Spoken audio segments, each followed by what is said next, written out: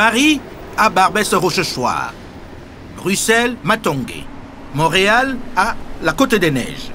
Malicieusement appelée la Côte des Nègres. C'est ici que l'on retrouve l'immense majorité des Africains, des migrants qui se sont installés ici. Ils ont ici leur commerce, leurs restaurants et leurs habitudes. Suivez-moi à la Côte des Nègres. J'allais dire la Côte des Neiges.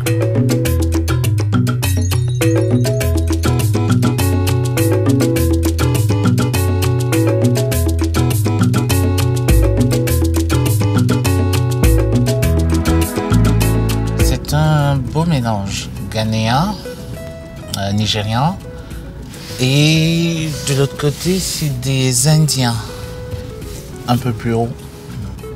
Là, on est dans le quartier, c'est Parc, on n'est pas loin de l'avenue du Parc.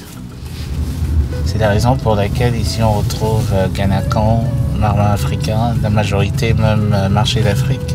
La plupart du temps, ce sont des Africains d'origine anglophone. Côte des Neiges, l'arrondissement le plus peuplé de Montréal, 165 000 habitants. L'arrondissement le plus multiculturel de la ville. On y rencontre plus de 75 communautés différentes, avec une variété de commerces. Quand vous regardez comment vivent les gens, sur les lieux, disons, de partage social, donc les lieux de travail, les lieux de loisirs, les espaces culturels, effectivement, il y a un échange. Et également, les différentes cultures peuvent s'exprimer. Donc vous avez des festivals, des événements où les différentes cultures, les différents groupes arrivent à présenter qu'est-ce qui se fait au niveau de la littérature, de la gastronomie, au niveau de la musique. En revanche, quand vous parlez de la mixité sociale en termes de mariage, les statistiques sont moins importantes que dans un pays, par exemple, comme la France. À Montréal, il n'y a pas de ghetto à proprement parler. Il y a un quartier chinois, un quartier italien, appelé la Petite Italie, un quartier juif, à Sédim, à Outremont, mais pas de quartier africain, haïtien ou arabe précisément. Il y a simplement des quartiers avec une plus forte concentration de noirs, comme Montréal-Nord par exemple, qui connaît quelques soucis de sécurité, il faut le reconnaître. Bon, les phénomènes de gangs sont inévitables, on en a, plus vers Montréal-Nord, mais ça concerne beaucoup la communauté hispanique et des Haïtiens. On a une forte criminalité de ce côté.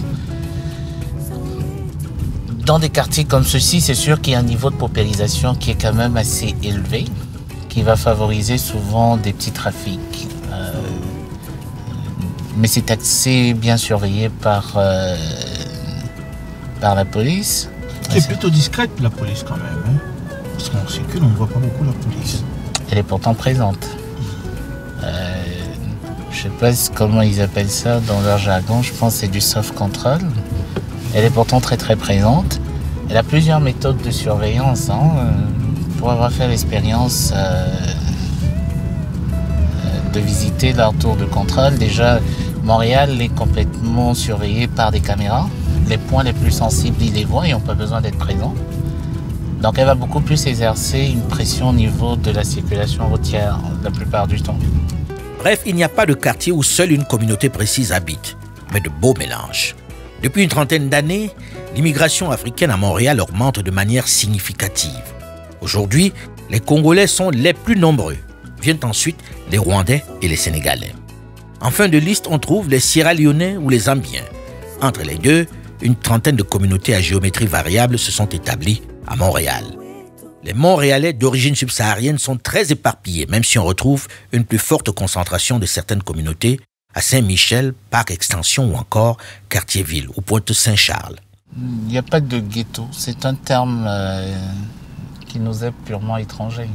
Ils sont donc plus nombreux à la Côte des Neiges, où les premiers étudiants se sont installés dès le début pour des questions de commodité, notamment la proximité des universités.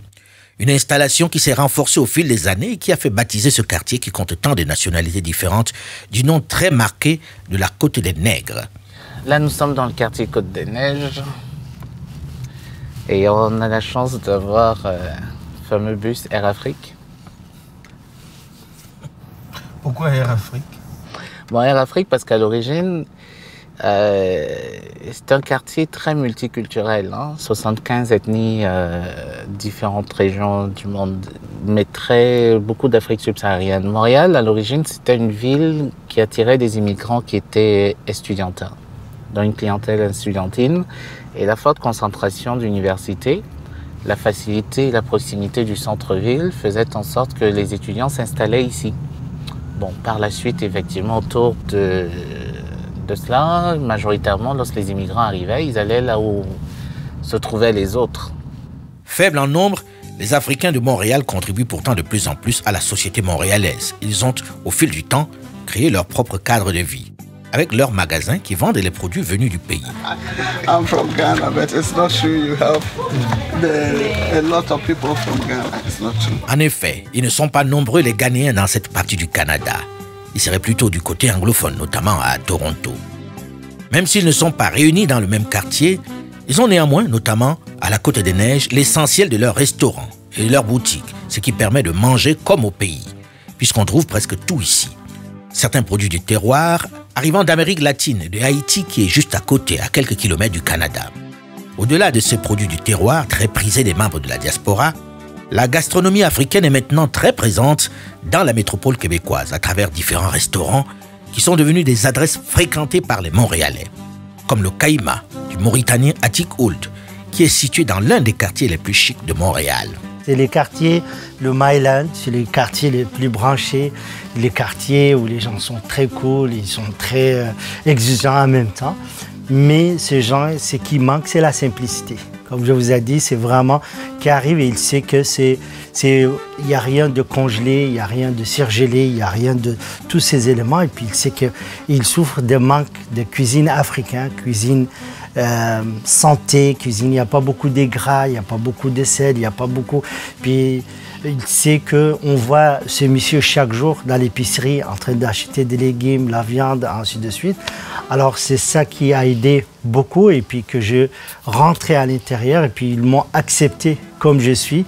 Et puis à partir de ça, chaque fois qu'ils ont quelqu'un qui vient de Toronto ou il vient d'ailleurs, ils veulent l'inviter dans quelque chose qu'on ne trouve pas dans ces grandes villes, il amène ici parce qu'il sait que ça c'est un coin africain, puis que cette personne il habite, quand il rentre dans un restaurant, tu as des livres à lire, tu as un menu tellement complexé, puis que tu as quelqu'un qui arrive, il te dit j'ai préparé ça. En réalité, Atik Ould, l'ancien étudiant en informatique, a réussi à transformer le grand garage d'hier en un bout d'Afrique en plein Montréal. Dès le début, j'ai compris qu'il faut présenter l'Afrique, il faut par les vraies valeurs africaines. Et parmi ces valeurs, c'est la simplicité. Atik Ould propose depuis une quinzaine d'années maintenant une réelle plongée dans l'univers nomade de son désert mauritanien. 3 plats figurent au menu qui varient de temps en temps. Parmi les spécialités, notons le tagine de poulet, olives et citron confit et le ragoût d'agneau, veau et dattes. On n'est pas dans un concept de restaurant, c'est que je voulais vraiment éliminer qu'on est dans un restaurant, c'est plutôt chez quelqu'un, dans une tente, au milieu du désert, mais on est à Montréal et puis voilà quoi. Le repas se conclut avec un thé typique de sa région natale, très sucré et au goût de menthe prononcé. Toujours dans le souci de montrer son Afrique, Atik Ould fabrique dans son restaurant, dans l'arrière-boutique, du jus de bissap pour la clientèle de la métropole québécoise. Vous pouvez donc repartir avec ce bout d'Afrique dans votre bouteille. C'est comment trouver des produits qui peuvent avoir un développement local sur la population et qui a des biens et qu'on peut le vendre. Alors c'est pour cela qu'on a pensé à l'hibiscus, le moringa et d'autres plants. Et puis petit à petit, j'ai commencé à le commercialiser ici dans des boissons que je fais, que je fabrique ici à Montréal. Et adapté à la demande de clients qui sont ici, de gens qui veulent un produit santé, moins de sucre surtout, et qui a plus de fer ou du calcium ou des vitamines, et puis qui sont aussi préparés selon les méthodes et l'inspection des aliments canadiens ou le MAPAC et le ministère de l'Agriculture du Québec, ou la certification des écossaires, qui est une certification biologique, et que je dois en même temps chercher des clients potentiels. Et puis petit à petit, j'ai rempli de bouteilles, je passe dans les épiceries, très simple, et puis les mettre sur les étagères dans les coins. Et puis les gens, ils souffrent de manque d'un produit qu'on sait qui l'a fait, comment il est fait, où il vient d'origine, ainsi de suite. Et c'est ça le succès de Bissap, que je fabrique parce que on peut rentrer dans le restaurant en arrière puis voir là où c'est transformé. On peut voir les sucres et tu vois, tous ces éléments qu'il y a autour. Et Dieu merci, il y a plus de 150 000 bouteilles par année, tout fait à la main. Et c'est ça. Alors, c'est un petit commerce, mais qui va doucement. Et puis, c'est la fleur qu'on trouve dans cette région, qu'on l'importe et qu'on le transforme. Chaque année, le propriétaire se rend en Mauritanie pour participer à la récolte de la fleur d'hibiscus. Avec les recettes de la vente, il investit dans des projets de développement durable là-bas, comme la construction de puits à l'énergie solaire ou l'amélioration des systèmes d'irrigation.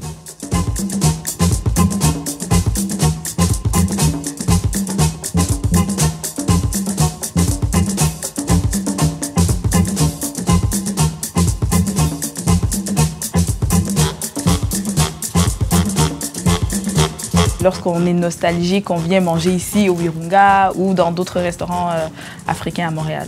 Le Virunga, c'est un restaurant panafricain subsaharien. Moi, étant pas traditionnel, j'ai décidé de faire un restaurant qui me représente, c'est-à-dire un restaurant qui n'est pas traditionnel, mais qui est authentique. Donc, on va y trouver des mets qui sont inspirés du Congo, qui sont inspirés du Cameroun, qui sont inspirés de l'Afrique du Sud, qui sont inspirés de par-ci, par-là. Parce que moi, je peux voyager dans n'importe quel pays en Afrique et puis je me sens chez moi. Je peux aller en Tanzanie puis on me parle en Swahili, je me sens chez moi. Je peux aller au Cameroun, à Douala et je me sens tout aussi chez moi. Je pense qu'on veut en même temps partager ça avec la communauté et avec les gens qui sont en dehors de la communauté, de dire que non, on peut tout en rendant évidemment les crédits à des recettes auxquelles on s'inspire, mais on peut aussi pouvoir s'approprier des recettes. On n'a pas besoin d'être camerounais pour faire du ndolé. Le Virunga, c'est l'aventure de deux passionnés de la cuisine africaine. Une mère et sa fille, Maria José et Zoya de Frias, toutes deux originaires de la République démocratique du Congo. Le restaurant tire son nom du parc national du Virunga, situé dans la RDC à proximité des frontières ougandaises et rwandaises. Je suis née au Congo, mais j'ai grandi en Belgique. Je suis déménagée en Belgique, j'avais 6 mois. Donc, j'ai pas grandi en Afrique. J'ai passé toute ma jeunesse jusqu'à mes 16 ans en Belgique. Et puis après, on est venu au Canada. Et j'ai un mélange de cultures, en fait. Le Virunga offre de délicieuses saveurs africaines qui résonnent harmonieusement avec les produits québécois. La clientèle est très diversifiée. Très, très diversifiée. Depuis le jour 1, on a eu une clientèle qui venait vraiment de partout. Et c'est une des beautés aussi du restaurant, c'est vraiment qu'on a décidé de ne pas se limiter à une communauté. On s'est dit non, c'est la maison de tout le monde. Que tu sois rwandais, que tu sois burundais, que tu sois congolais, on ne fait pas de différence. Le Virunga propose une expérience culinaire remplie de découvertes pour tout le monde, membres de la diaspora africaine inclus. Je suis la vice-présidente des Vues d'Afrique, Festival de cinéma africain. Donc à chaque année, on a un festival qui met en valeur la culture africaine. Une façon là de positionner de façon positive l'Afrique ici au Canada auprès des Québécois et même de nos enfants. Ce festival est reconnu à l'échelle internationale comme le plus prestigieux de sa catégorie en Amérique du Nord. Depuis 25 ans, Vues d'Afrique a servi de vitrine à tous les grands cinéastes africains et créoles. Dès sa création, Vues d'Afrique s'est donné pour mandat de diffuser et promouvoir la culture africaine et créole d'ici et d'ailleurs, et de contribuer à la diversité culturelle et à l'ouverture des Canadiens et des Montréalais en particulier à la réalité multiculturelle. Encore aujourd'hui, ces activités offrent un lieu de rencontre entre cultures diverses, impliquant en particulier les communautés d'origine africaine et créole, dont l'intégration constitue l'un des plus grands défis du Canada d'aujourd'hui. Montréal est la capitale de la culture africaine en Amérique du Nord. Il suffit d'arriver dans la métropole québécoise au cours du mois de juillet et août pour s'en convaincre. Au milieu de nombreux rendez-vous qui animent la ville, l'Afrique ne fait pas pâle figure. Fondé en 1987 par la légende montréalaise Lamine Touré, l'événement présente aujourd'hui plus de 700 artistes d'une trentaine de pays d'Afrique, des Caraïbes et d'Amérique latine. De grandes vedettes de la musique du monde, comme des musiciens émergents, sont à l'affiche de plusieurs séries de concerts, de performances extérieures gratuites au village Nuit d'Afrique, sur le parterre du quartier des spectacles. En plus de spectacles d'artistes locaux et internationaux, une foule d'activités et d'ateliers gratuits sont proposés aux festivaliers et aux familles, y compris un village pour enfants, Une offre alimentaire aux saveurs africaines, caraïbéennes et latino-américaines. Une boutique souvenir, sans oublier le légendaire marché Tombouctou, animé par des dizaines d'artisans et de marchands qui offrent bijoux, peintures, sculptures et vêtements africains. Chaque année, Nuit d'Afrique remet aussi son prix pour la francophonie à un ou une artiste de renommée internationale qui marie sa vision de la francophonie à la diversité culturelle. L'été est assurément le moment des grandes retrouvailles, avec des activités régulières et des fêtes organisées dans divers parcs de la ville. Ils reproduisent ici les traditions et les rites de leur région d'origine. Très souvent regroupés en pays et même en association de petits villages, dans le cas des Camerounais essentiellement, ils organisent même des cérémonies funéraires. Ils en arrivent à faire jusqu'aux danses traditionnelles. Mais cet ensemble africain ne vit pas que l'été, avec un important espace de rencontre et de réseautage. La Maison de l'Afrique, créée en 2009 par Mariam Sy Diawara. La Maison de l'Afrique, avec sa boutique où s'exposent et se vendent différents tableaux et objets d'art africain, est un condensé du continent en un lieu. Le meilleur de l'Afrique en partage, selon son slogan, avec une programmation culturelle variée, ouverte sur le continent. Et pour les soirées, l'incontournable club mythique Balatou continue plusieurs décennies après de vous transporter en Afrique avec les sonorités venues des différentes régions du continent.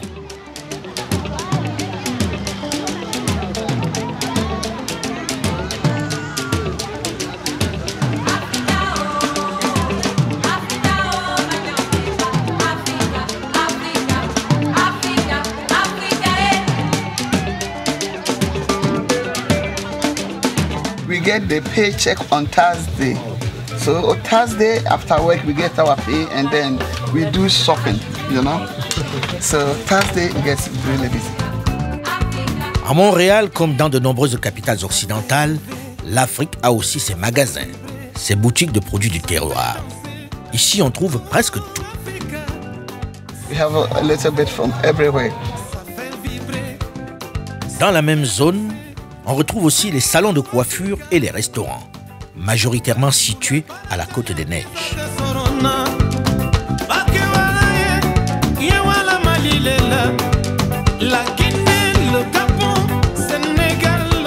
Dans la métropole montréalaise, les Africains comptent tout de même plus de cadres que la plupart des autres communautés immigrées ici.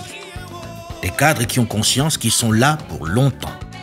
Généralement, une fois qu'on commence à travailler, pour ceux qui s'insèrent, la première chose qu'ils pensent à faire, c'est acheter. Même avec les conditions hypothécaires qui ont été durcies, notamment au cours des 2-3 dernières années, avec beaucoup de changements majeurs, ça reste quand même accessible et beaucoup achètent. Nous sommes arrivés il y a 18 ans, en juillet 1999. La conscience qu'ils sont là pour longtemps les a finalement amenés à s'intéresser et à participer à la gestion de la cité. Manger beaucoup, danser beaucoup, oh Africa. On se voit évoluer. J'en vois de plus en plus dans les congrès, j'en vois, là je suis comme, on est content. Mais il y a un début. Il y a un début, effectivement. Au début, ils ne s'impliquaient pas. Je pense peut-être par gêne, parce qu'ils disaient, peut-être qu'ils ne voudront pas de nous. Mais non, regardez-moi. Moi, je me suis impliqué en plus autant au niveau fédéral que provincial. Il faut défoncer les portes. Il ne faut pas être gêné. Et aussi la première de toute la communauté à avoir été élue. Il y a un exemple au Parti québécois, Makakoto, qui est d'origine camerounaise, justement, qui a été élu et même qui a été ministre. Donc non, ils peuvent être élus. J'ai décidé d'aller à un cursus plus anglophone, donc pour me donner plus de chance. Et ici, la beauté des choses, c'est qu'on a des universités francophones et anglophones. Vu que j'avais déjà un parcours scolaire français, donc j'ai décidé d'aller dans les universités anglophones. Donc j'ai fait sciences politiques et anthropologie, une mineure pour un peu m'aider à compléter, mieux comprendre l'homme. Et après ça, je suis allé, donc j'ai fini mon bac et après ça, j'ai décidé de faire une maîtrise en relations internationales. Si beaucoup ont intégré l'idée qu'ils ne rentreront pas de sitôt sur le continent et que leurs enfants n'y pensent pas vraiment non plus, ils déploient dans le même temps un trésor d'énergie pour entretenir vivace, pour transmettre, pour promouvoir certaines valeurs et traditions africaines. Ils se sont fait les ambassadeurs de leur culture. Il y a un très grand engouement pour l'Afrique et je pense que ça vient d'abord avec les Africains eux-mêmes qui sont ici. qui s'affirment, qui portent des chemises africaines, qui parlent leur langue entre eux. Ça fait que bon, les gens sont curieux, les gens veulent savoir. Et justement, en proposant en plus des cours de langue, ben, l'engouement monte, si je peux dire ça comme ça, parce que les gens apprennent les langues africaines, ils comprennent le sens des langues africaines. Bien au-delà de la communication, ils comprennent des exemples. Par exemple, dans les langues bantoues, plusieurs de langues bantoues, il n'y a pas de verbe avoir. Ce n'est pas des choses qu'on retrouve dans le français, dans l'anglais. Donc, c'est des éléments comme ça qui sont intéressants pour les non-africains. Moi, je veux que les filles soient plus des citoyennes du monde. C'est comme ouvert au monde. Et ne jamais vous oublier votre héritage. Vous êtes avant tout quand même africaine. Vous avez 50% d'Afrique en vous, qui vient de moi, et précisément de congolaise à 50%. Ça fait partie de votre parcours, donc ça va juste vous enrichir pour le restant de votre jour. Vous parlez de lingala? Ça, vraiment... Au Lubité. Naloba Kamuke. Naloba Kamuke. Inscrivez-vous au plus vite à l'école de langue et la Jampo. Vous aurez l'opportunité d'apprendre le Swahili, le Wolof et le Lingala. Serge Louboya a choisi pour répondre à la demande d'apprentissage de créer une école de langues africaines qui reçoit de nombreux apprenants. En fait, les gens des diasporas connaissent leur langue, c'est vrai, et des fois c'est faux. Parce que ce qui se passe, c'est que la deuxième génération, c'est-à-dire les enfants de ceux qui ont immigré ici, ne parlent pas la langue. Et ils ont justement ce besoin-là de reconnecter avec la langue de leurs parents. Donc ça, justement, ils sont nos principaux clients, on va dire à 70%. Après ça vient l'amour. C'est-à-dire qu'il y a des Africains qui ont marié des non-Africains et les non-Africains aimeraient bien apprendre la langue de leur conjoint. C'est à peu près ces gens-là qui font notre créneau. Et on a toujours des gens maintenant qui vont en Afrique pour le travail. C'est que par exemple, avant c'est les ONG, maintenant c'est les affaires. Maintenant, connaître la langue, connaître la culture, ça donne un plus quand on va travailler justement en Afrique. Mes parents ont réussi sur l'aspect comprendre la culture, etc. Mais la langue, ils ont échoué là. Donc, j'ai pas été en mesure de garder la langue. Je suis arrivée ici, je parlais Swahili, Lingala parfaitement. Je ne parlais pas le français. Et mes parents ont voulu que j'apprenne le français, donc du coup, ils ont cessé de me parler Lingala et Swahili. J'ai appris le français, mais j'ai oublié le Lingala et le Swahili. Et comme je suis une aînée, j'avais personne avec qui pratiquer autour de moi. Et puis j'ai pris des cours de Swahili. Et j'étais en mesure d'avoir une conversation d'une vingtaine de minutes en Swahili avec ma mère par la suite. Mais donc voilà, le Lingala, j'en comprends quelques... Comme le Lingala est mélangé avec le français, bien souvent, je finis par comprendre. Mais bon, quelqu'un peut facilement m'insulter en Lingala et puis je ne vais pas saisir, quoi.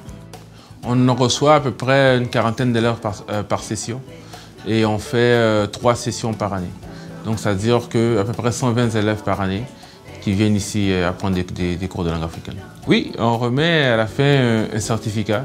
On mentionne justement ce que l'élève a appris, dépendant des niveaux, parce qu'on a 6 niveaux chez nous. Donc on va mentionner que la personne a reçu son diplôme de Swahili, elle a appris tant de mots, a parlé pour des langages de base et tout ça.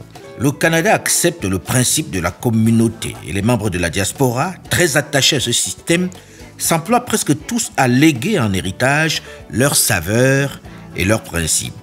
Une de mes filles, elle raffole du pondou. Les bananes plantains, les locaux, tout ça, on mange africaine. Ma conjointe, elle prépare africaine. Elle a appris de ma mère, effectivement. Mais ça, c'est un héritage qu'on transmet.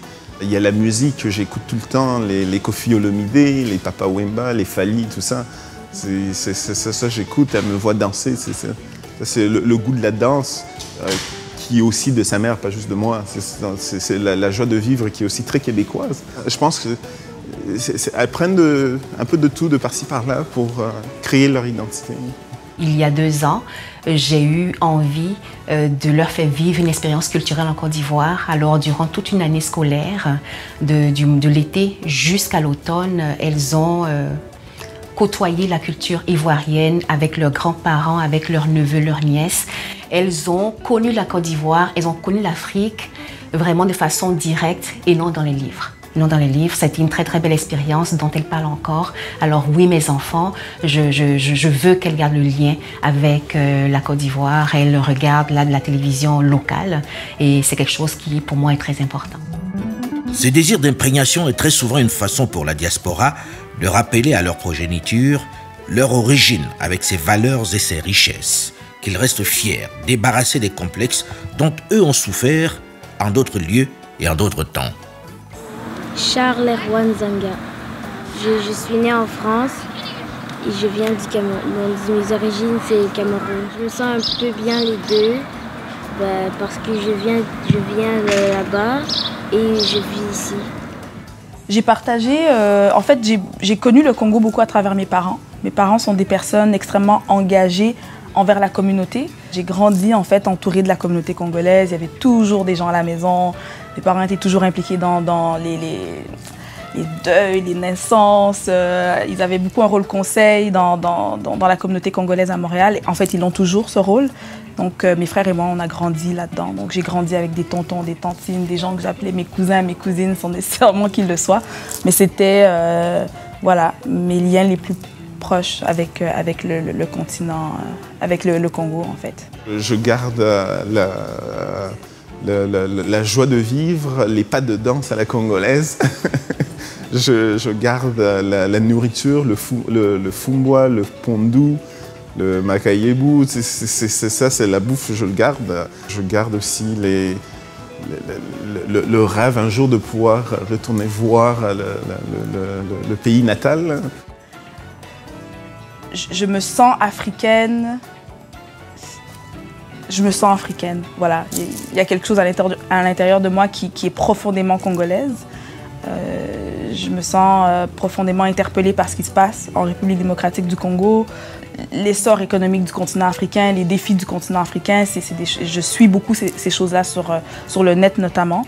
Mais je suis aussi la politique québécoise, montréalaise, canadienne et certains sujets m'interpellent autant que les sujets qui m'interpellent sur le continent africain. Donc, pourquoi choisir au final? Bien que la plupart de ces enfants de la diaspora soient nés ici à Montréal, il semble pour quelques-uns très certainement sous l'influence des parents, mais aussi par le renouveau africain véhiculé sur les réseaux sociaux et dans les associations, particulièrement tentés par l'aventure africaine. Un bon nombre d'entre eux évoquent de plus en plus l'idée de retour. En fait, je planifie un retour imminent. Concrètement, je suis à la recherche d'opportunités qui me permettraient de faire un retour sur le continent. On a plusieurs exemples de gens qui rentrent et qui sont bien sur le continent. Mais le paradoxe dans le même temps dans cette diaspora qui revendique son identité africaine est cette crainte, cette appréhension des parents de voir leurs enfants prendre le chemin du retour au pays. C'est la panique parce qu'ils croient que, moi qui ai grandi ici, j'arriverai pas à vivre et à m'y faire sur le continent, mais ils me savent très déterminés et c'est pour ça qu'ils ont peur. Partis pour faire des études ou pour travailler, ils se sont intégrés dans le pays qui les a accueillis. Ils ont épousé les habitudes, les rites, les règles qui régissent leur nouveau monde. Même s'ils gardent dans leur cœur une place privilégiée à leur pays d'origine, même s'ils continuent de s'identifier à lui, ils portent très souvent le passeport de leur nation d'accueil.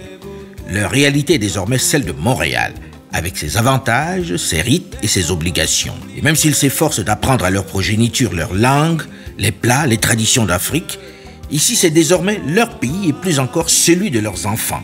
Avec les années, la civilisation dans laquelle ils vivent, se meuvent et s'expriment, n'ont-ils pas fondamentalement changé au fond? Ne sont-ils pas désormais différents de leurs frères et sœurs? Ne représente-t-il pas une autre tribu de l'Afrique? La diaspora n'est pas une nouvelle tribu. Ça, c'est une bonne réflexion qu'on doit se faire. Et à mon avis, si les pays d'origine de plus en plus pensent à former une région à part entière de cette diaspora-là, c'est dans le but de mieux l'accompagner, n'est-ce pas, dans le rôle qu'elle a joué dans le pays d'origine. Sinon, tous ces millions d'Ivoiriens au Canada, en France, aux États-Unis sont dispersés.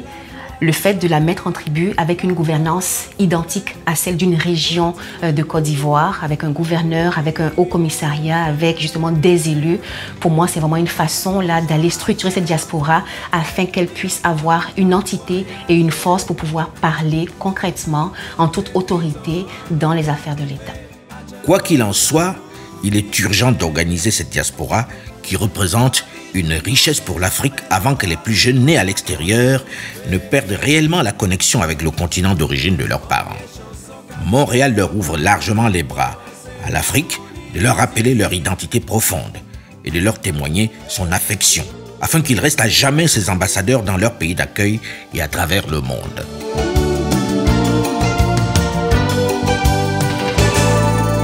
Je suis né loin d'ici, pourtant je suis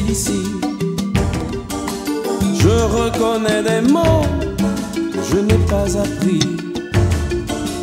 Et la voix douce amère, la voix de l'orphelin, redit les mots qui ont fait. Nous jamais marché en tous côtés, puis longtemps nous qu'à voyager. En attendant notre prochain voyage dans un autre coin d'Afrique délocalisé, dans une autre grande ville dans laquelle l'Afrique est représentée à travers sa diaspora, je voudrais adresser mes remerciements à Ludovic Foyo et à Murtala Sala qui ont vraiment été nos guides dans cette merveilleuse ville de Montréal. Mais également à Honoré Noumabe. Une mention spéciale à Jérémy Burghofer et à Delphine Michaud. À très vite.